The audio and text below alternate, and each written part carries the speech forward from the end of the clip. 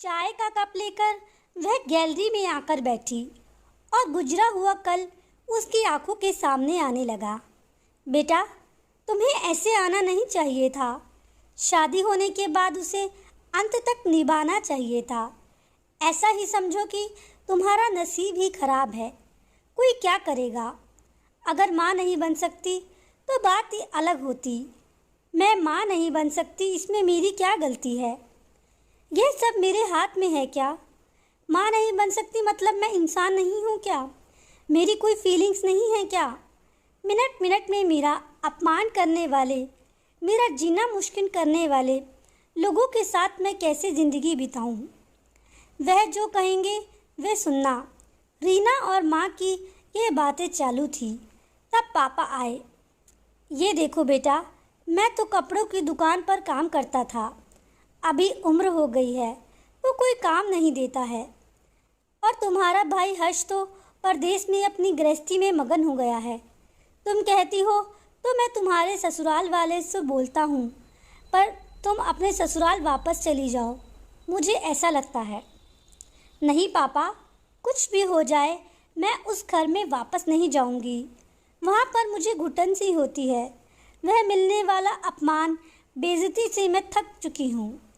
शादी से पहले मेरे पैरों पर खड़ा होना चाहती थी, पर मेरा ग्रेजुएशन होते ही आपने मेरी शादी करवा दी।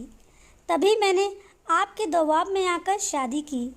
पर अभी जब मुझे आपके सहारे की ज़रूरत है तो आप पीछे हट रहे हो। शादी के बाद लड़की ससुराल में ही शोभा बढ़ाती है।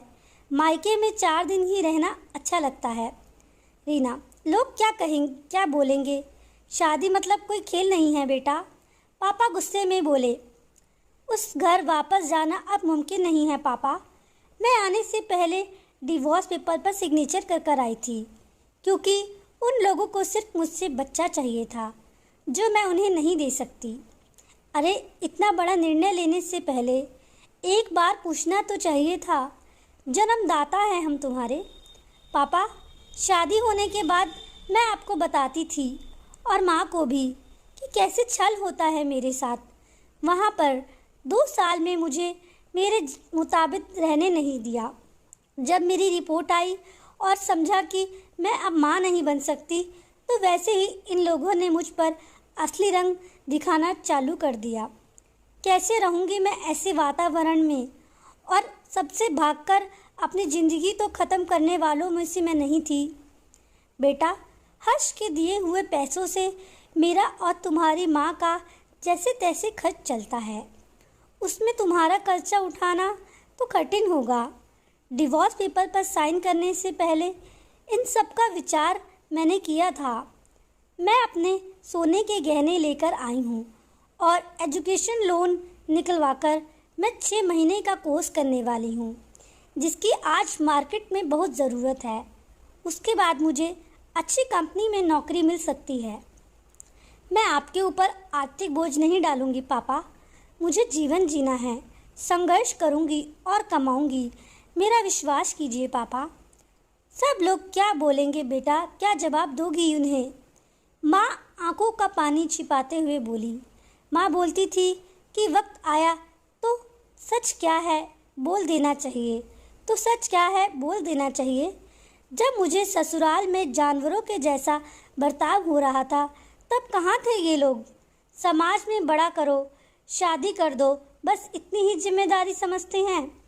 बेटियों को बड़ा करके योग्य पढ़ाई देकर खुद के पैरों पर खड़ा करना, यह माता पिता की जिम्मेदारी होती है, ताकि आगे जाकर कभी खराब हालत हो तो उसे इस्तेमाल कर सके। तय किए मुताबिक रीना ने 6 महीने का कोर्स किया और तुरंत उसे एक अच्छी कंपनी में काम मिल गया। मैं बहुत खुश थी। सब अच्छा चल रहा था। बीच में छुट्टी लेकर माता पिता को नज़दीक रहने वाले पर्यटन जगह पर घुमाने लेकर जाती थी। माता पिता बीच में ही दूसरी की शादी बात छेड़ देते हैं। कई बार तो लड़के को देखने के लिए भी बुलाया करते थे। एक लड़का तो डिवोर्स हुआ था, तभी उसने स्वीकारने के लिए तैयार था, पर पहली शादी ने इतने दुख दिए थे कि दूसरी शादी के लिए उसका मन तैयार नहीं था। ऐसे कितने दिनों तक अकेले रहोगी? जब तक हम दोनों हैं तब तक ठीक है, पर हमारे जाने के बाद तुम्हारा क्या होगा, कभी सोचा है? उम्र भी कितनी छोटी है तुम्हारी अभी। ऐसा उसके पापा समझा रहे थे। माँ पापा, आप दोनों मेरी शादी का विचार करना बंद कर दीजिए। आप दोनों को खुश देखकर मैं खुश होती हूँ। दूसरी शादी भला इतना आसान नहीं है।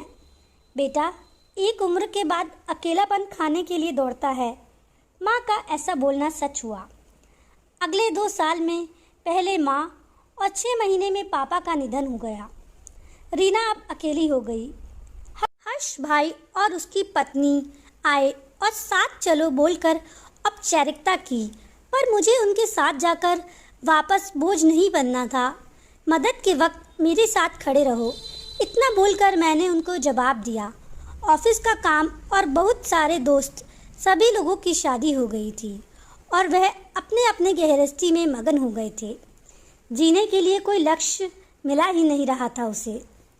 छुट्टी के दिन ऐसे ही एक मैगजीन पढ़ते समय उसे सिंगल मॉम पर एक बात पढ़ने के लिए मिली और उसे जीने का उद्देश्य मिला।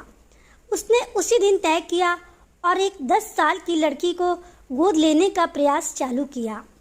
प्रक्रिया बहुत बड़ी थी, पर बोलते हैं ना, मन में इच्छा हो तो रास्ता मिल ही जाता है। वैसे वह प्रक्रिया पूरी हो गई और आज वह दिन था कि उस लड़की को लेने के लिए अनाथ आश्रम जाने वाली थी। उस लड़की को घर लाकर वह माँ नहीं बन सकती, इस सोच पर और उस पर होने वाले सभी आरोपों को मिटा देना चाहती थी।